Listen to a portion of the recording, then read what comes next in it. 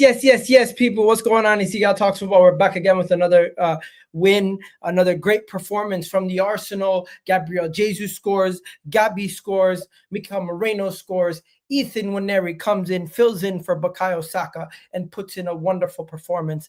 And of course, the man Thomas Partey puts in a masterclass performance where a lot of people were criticizing why Thomas Partey was playing over Declan Rice. And what does he do? He just goes and puts in a professional performance and helps us secure the win. And I don't think he put a single foot wrong. So people need to get off Thomas Partey's back. He was outstanding today. But yeah, overall, Arsenal win the game 3-1. And in a game where we're missing Thomas Partey, where we're missing Bukayo Saka, we're missing Declan Rice is on the bench, doesn't even kick a ball, and Kai Havertz is ill. We go out and have one of our best offensive performances in a while. To say that is an understatement. We had 14 shots, if I'm not mistaken. We had 5 shots on target. If I'm not mistaken, we scored 3 goals away from home in a game where we were down 1-0. That's the second time this season we were down and we came back to win a game. Every time we've been down this season, we've either drawn or lost the games. So it's good to see the perseverance to get back from a goal deficit. And really and truly, that second half, Brentford didn't offer anything. We nullified Brentford. We were so good. Offensively in the first half, Brentford were brave. They went at us. Second half, they're just trying to get out of there. They're just trying to end the game because we buried them. And Martinelli, good goal from him. Gabriel Jesus, 6 goals in 4 games. Unbelievable from him. Mikel Merino, shout out to him. There is some negatives. Probably get into it, like the likes of Calafiori and Raya's performance was mixed. Martin Odegaard's performance was mixed, but mostly good performances are all around. And the only other negative is going into the Brighton game, we will no longer have Timber's services for that game because he has accumulated too many yellow cards, unfortunately. But yeah, talk to me, Dayo. How you feeling? How you doing? How's everything, brother? I'm good. Happy New Year, everybody. What's up, people? Happy New Year. Honestly speaking, I think I expected us to win. That's the truth. Like and this is based on momentum. I tell people this, like, there's 2 types of momentum. There's real-time momentum where your team is winning week in, week out, like games back to back. And there's momentum of history where in the last 4 times we've played Brentford at their stadium, we beat them.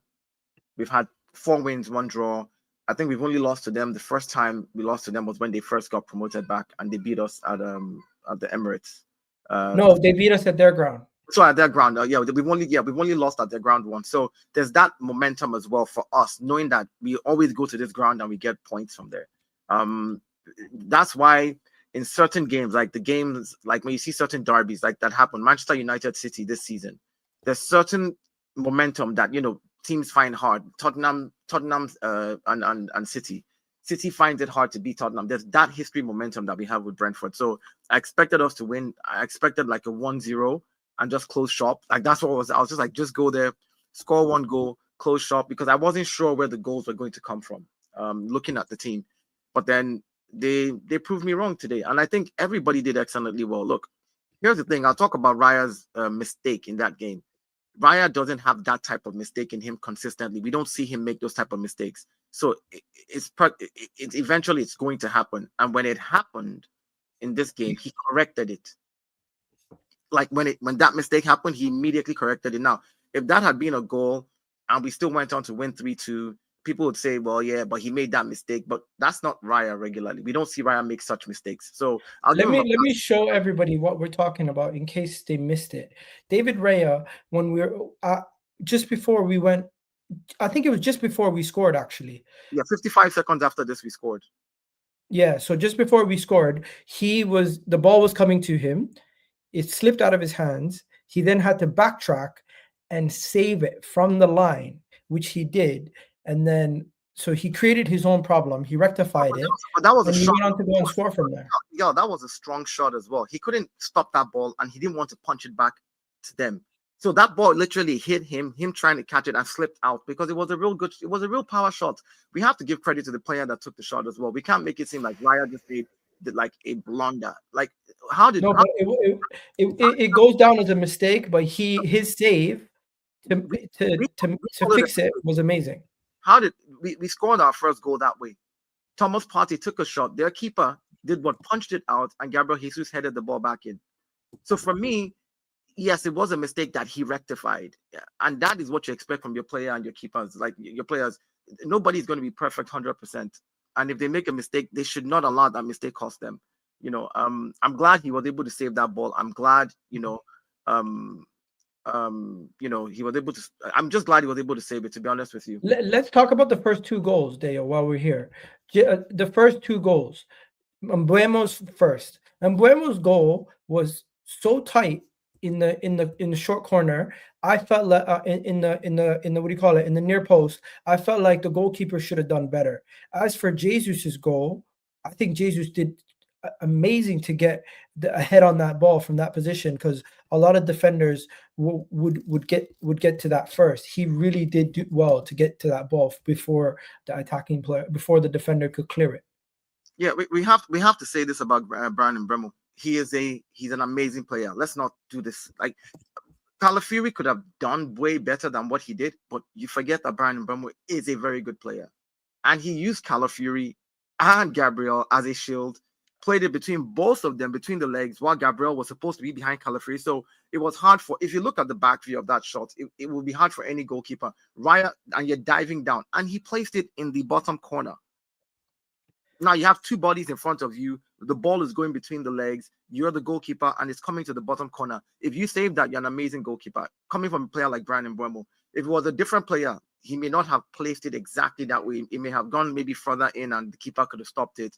But you have to give kudos to the guy, and that's what Brentford set up to do against us today. They set up to hit us on the counter in transition. They sat in a low block. They know we're not good at breaking down low blocks, and when they got the chance, because they know they have people like Wisa and Mbeumo who can actually hurt us on the transition, they literally try to do that, and they succeeded in their first.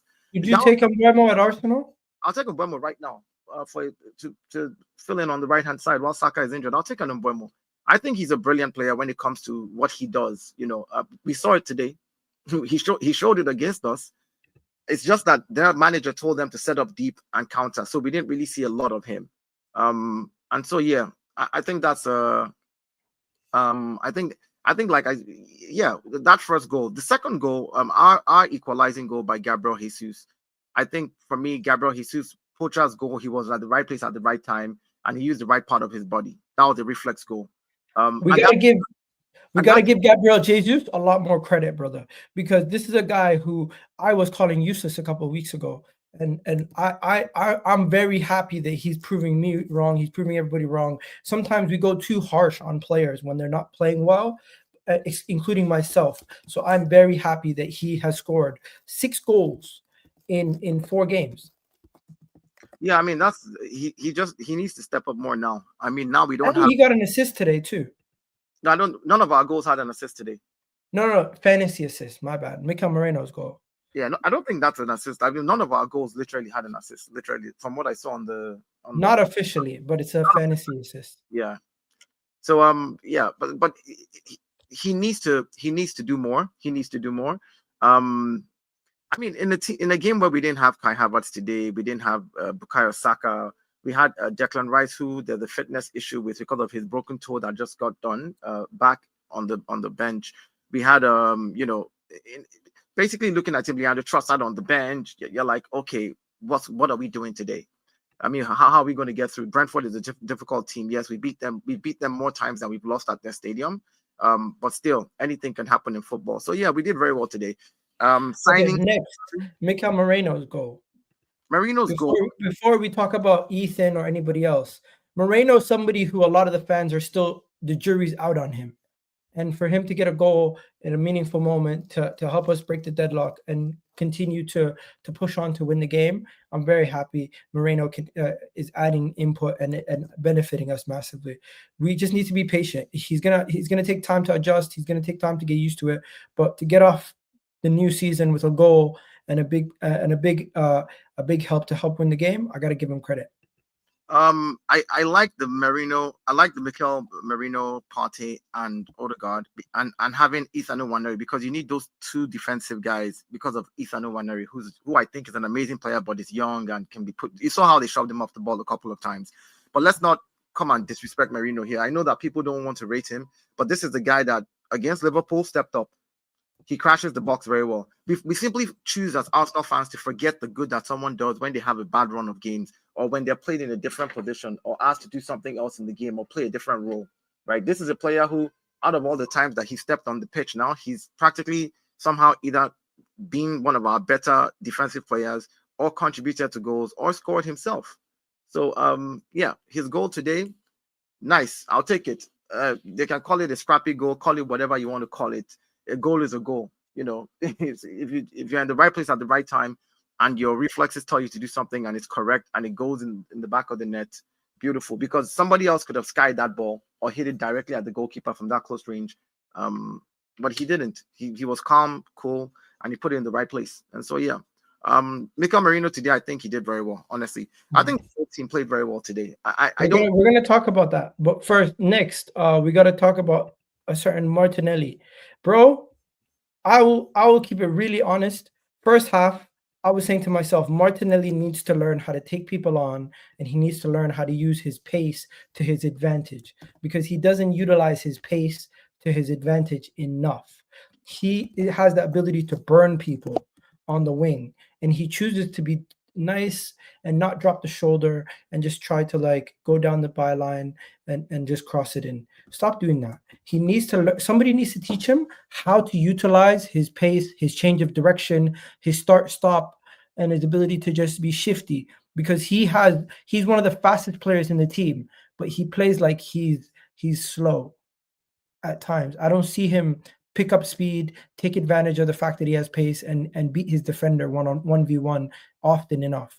But his goal today, his goal was good. He took his goal well. His overall performance was decent. It's just that frustrating first couple minutes where he's standing up a defender that we know is much slower than him, and he's just allowing them to dictate where he goes. But that could be based off what the manager has set them up to do. He says, be patient with the ball. I don't need you driving alone at defenders and then being isolated because nobody's crashing the box for you. And even if you win a corner, you know, at this stage, we don't have two of our best corner kick takers into the box, which is Bukayo Saka and Declan Rice. There could be so many factors why he played the way he played today. But the truth is, he played on that left, when he was on the left and he started coming on the inside, which is where we've seen him thrive, because he had Merino, who was able to overlap on that side for him. He did very well. And sometimes, you know, it's about looking at the game objective. We can't expect players to be in 90 minutes, be 100%, like from the get-go, boom. They'll find their feet, they'll find their rhythm, they'll find their flow. And I agree, he's one of our he's one of our fastest players when it comes to pace and all that. But a lot of teams know this. A lot of teams know that that's what his style is. So, like, you're right, he needs to add more to his style. Are you saying it's Gabriel Martinelli's comeback season? I wouldn't say it's a comeback season, because I'll explain why. What would you call it then? I'll say his confidence is coming back. I'll say he's getting his confidence back, and that's a good thing, because I look at him and I look at Bukayo Saka in the 2022-2023 season. Both of them were both our shining light in that attack, right? And then in 2023-2024, Bukayo Saka stepped up with more goals and assists, and Martinelli just dropped off. You know, now we're in 24-25, and he just seems to be getting that confidence back. If he had sort of built just like Bukayo was building on that left-hand side, it wouldn't be as bad. But now I think his confidence is back. I think he also realizes that we don't have Bukayo on the team up until like March. And all the players are like, well, the person who has given us 5 goals, 10 assists already, and has created the most big chances in the league this season is out of your team. Where are these chances coming from? You have to start creating. So I think it's a wake-up call. His confidence is back. Hopefully he can continue riding this. Fairs. Quickly, let's talk about the captain. Captain's not been playing well lately, mate. What's going on with Odegaard? Misplacing passes, not really at his best. what's going on with Odegaard, man? Because I can't explain it. I just don't know.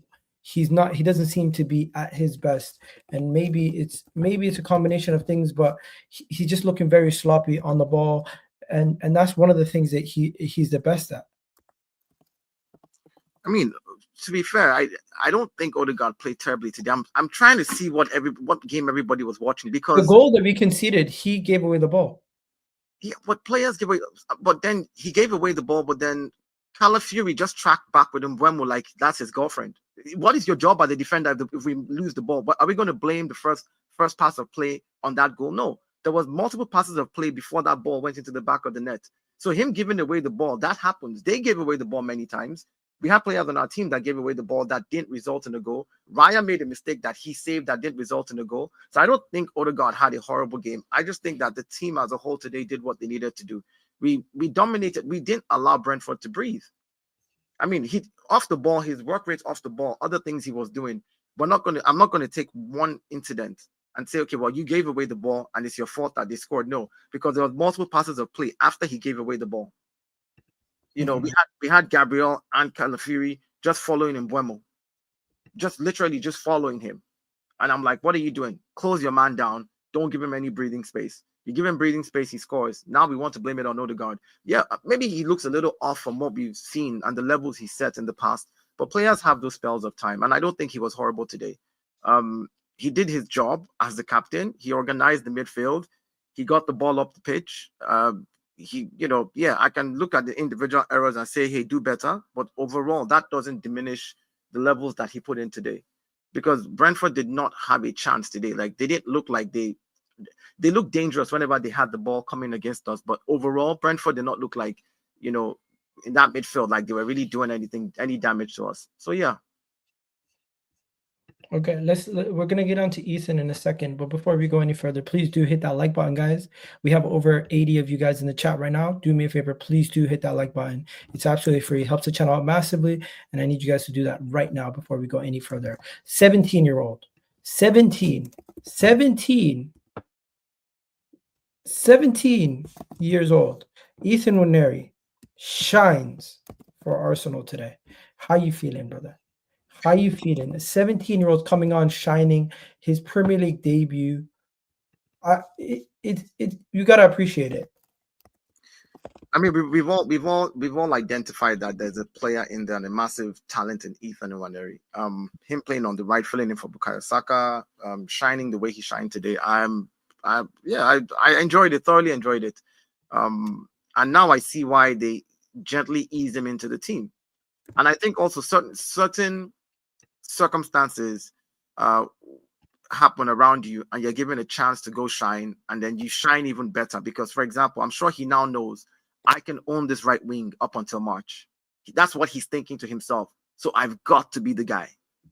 Like, it's a different thing if Saka was rested today and Saka's coming back next week. He'll be like, well, I let me play my best today, but I'm still not going to be the guy. You know what I mean? Like, next week, Saka. But now he knows I might be able to get an opportunity to make this mine and really, really challenge, to get into the team consistently week in, week out. That also adds to your mentality as a young player. But for a 17-year-old, the way he played today, he played like someone that had a lot more experience than a 17-year-old. I mean, he got bodied a couple of times, which is expected from the big guys. Another young gem from Hill End Academy. We gotta give the academy some credit. Is doing good, and I think I give kudos to what's his name again, Pierre Mertesacker. He's the youth academy director. He's doing very well. If he hasn't left us yet, but Ethan was looking very, very good on the ball. Very, very. Where is he gonna go? He's not going nowhere, mate. He's chilling. Dude, there's jobs out there in Europe that will poach him if he see that he's doing good. I mean, you see these things happen. It's a career now. It's a career, and he. By the way, did you know Martinelli created as many more chances in this game than the whole Brentford team? There we go. He better start creating more. We don't have Bukayo Saka anymore. He better start creating some more. He better. If he doesn't, then we're in trouble. But I think this January, no way Arsenal looks at this team and we don't go into the market. If I'm Mikel Arteta, or if I'm the Cronkies, because Mikel doesn't determine the Cronkies releasing money to go get players. The Cronkies have to do that. If I'm the Cronkies and I genuinely want to win like I've won with my other franchises here in the US, I would just turn around and be like, okay, I'm going to close my eyes and spend 150 to 200 million this January and maybe spend less in the summer and be like, let's talk about the boy Partey. Masterclass performance from Partey. People were begging for Rice to start. People were going mental at the fact that Partey was playing over Rice. And they're like, versus a transition team, you need to play Rice. You need to play Rice. And boy, Partey put in a performance. Thomas Teya Partey.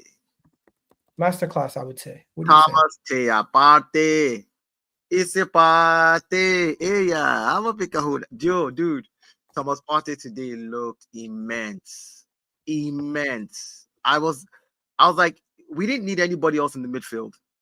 Everybody just go up front. Like, he was playing line breaking passes, taking shots from outside the box, tackles, winning first balls, winning second balls. Yo, no Arsenal player made more tackles than him. Today looked personal to me. Like like for him, it's almost like, I don't like Brentford. I'm here to destroy you guys. Like the way he played, just looking at him up on the pitch. But yeah, he did very. I think the whole team did very well. And then again, I wanted to say something about David Raya. I think most people don't realize this is the first time we're playing Brentford where David Raya is, since we got him from Brentford, where he's playing against his old team as an Arsenal player. Last season he could not because it was a loan spell, and we had to play. If you remember, this was why we had to play Ramsdale last season. And so again, there's still, you might be a top goalkeeper and all that, there's still jitters of playing against your old club. These things are a fact. Now that is off, he's shaking that off as well. Many factors why that mistake could have happened, but he rectified the mistake, and that's what I'm happy that he did. Yeah. There's one more thing we need to talk about before we do the player ratings. Arsenal cut the gap as second. Arsenal cut the gap to 6 points to Liverpool. 6 points.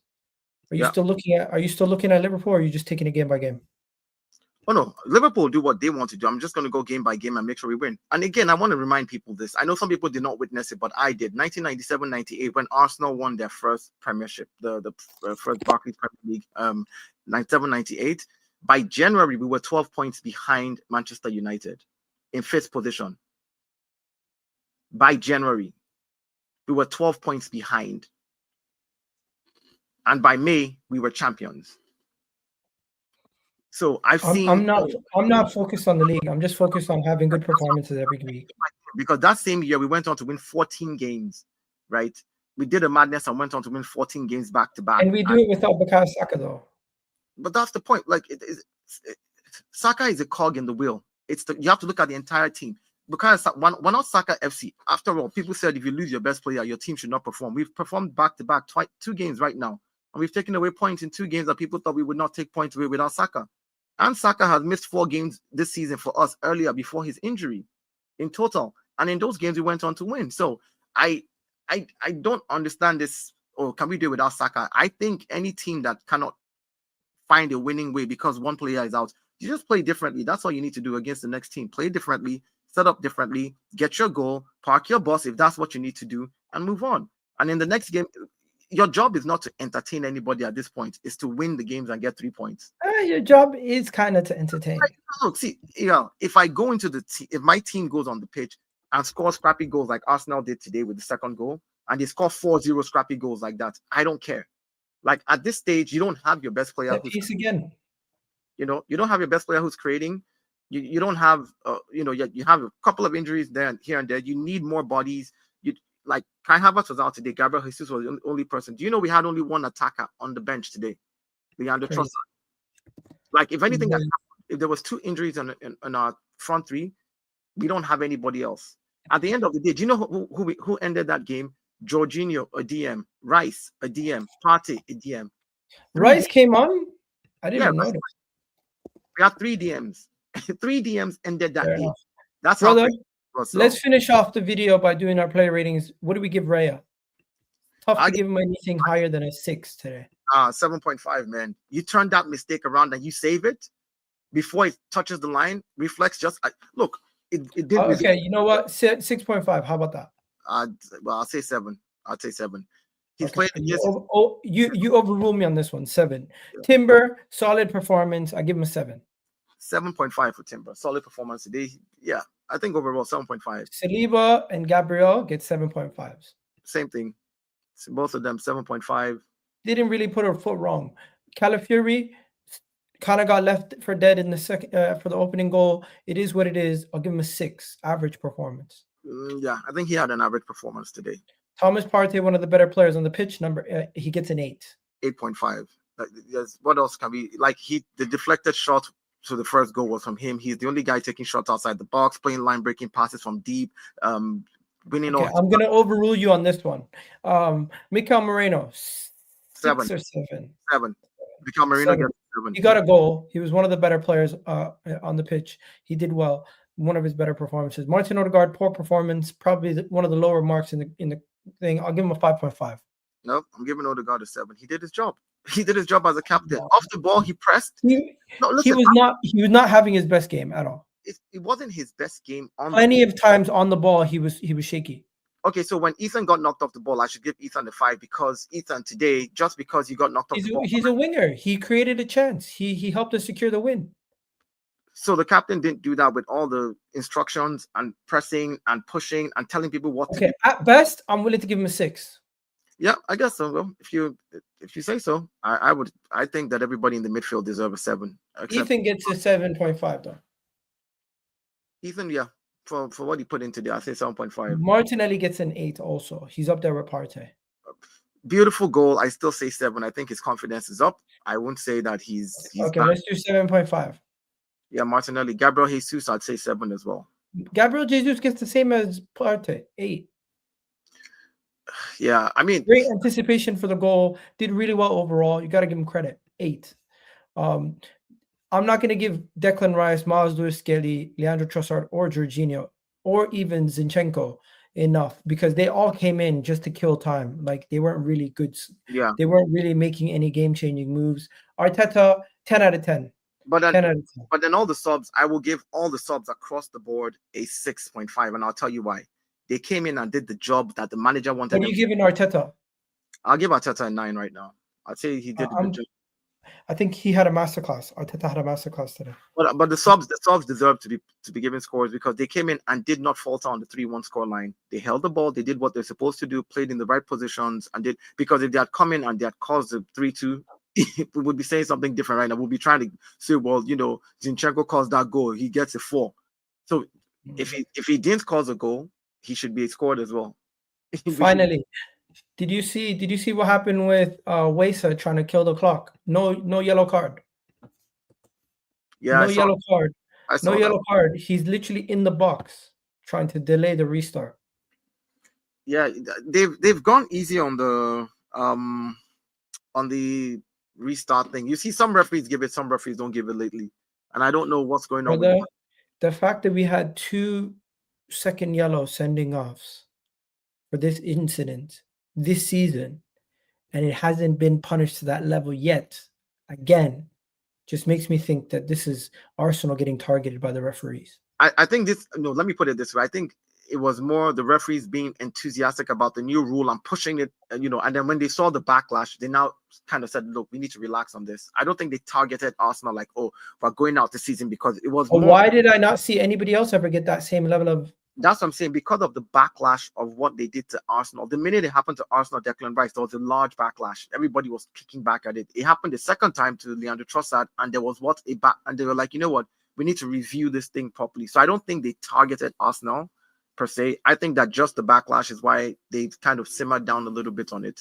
Because if they're targeting Arsenal, they will still do it again now. Fair. We're going to end it off here, bro. You have yourself a wonderful day. Big up, everyone. Hope you guys had a happy new year, and we'll catch you guys in the next one. Love, people. Done now.